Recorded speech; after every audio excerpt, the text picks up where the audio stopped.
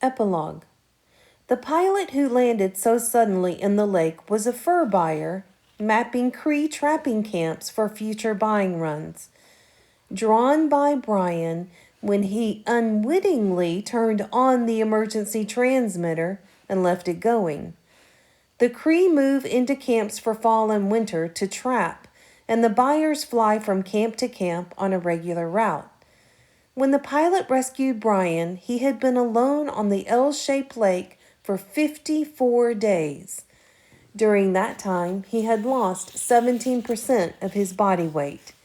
He later gained back 6%, but had virtually no body fat. His body had consumed all extra weight, and he would remain lean and wiry for several years. Many of the changes would prove to be permanent. Brian had gained immensely in his ability to observe what was happening and to react to it. That would last him all his life. He had become more thoughtful as well, and from that time on, he would think slowly about something before speaking. Food, all food, even food he did not like, never lost its wonder for him.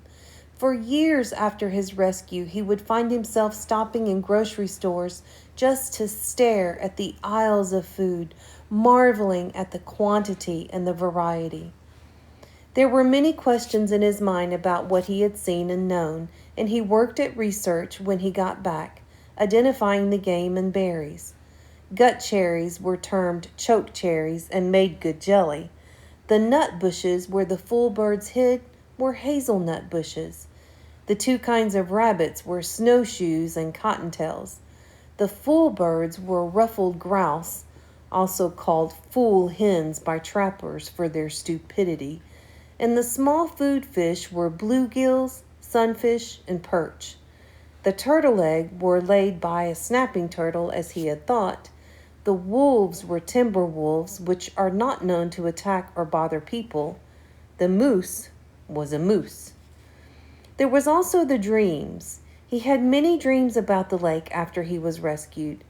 The Canadian government sent a team to recover the body of the pilot, and they took reporters who naturally took pictures and film of the whole campsite, the shelter, all of it.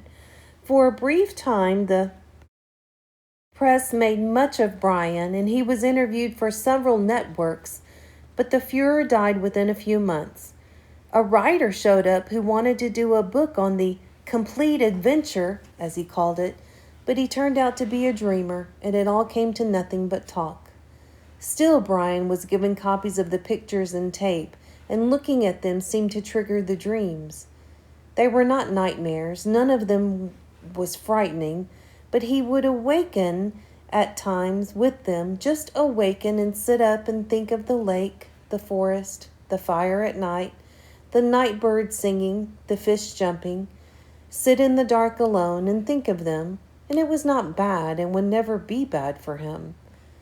Predictions are, for the most part, ineffective, but it might be interesting to note that had Brian not been rescued when he was, had he been forced to go into a hard fall, perhaps winter, it would have been very rough on him. When the lake froze, he would have lost the fish, and when the snow got deep, he would have trouble moving at all. Game becomes seemingly plentiful in the fall. It's easier to see when the leaves off the brush.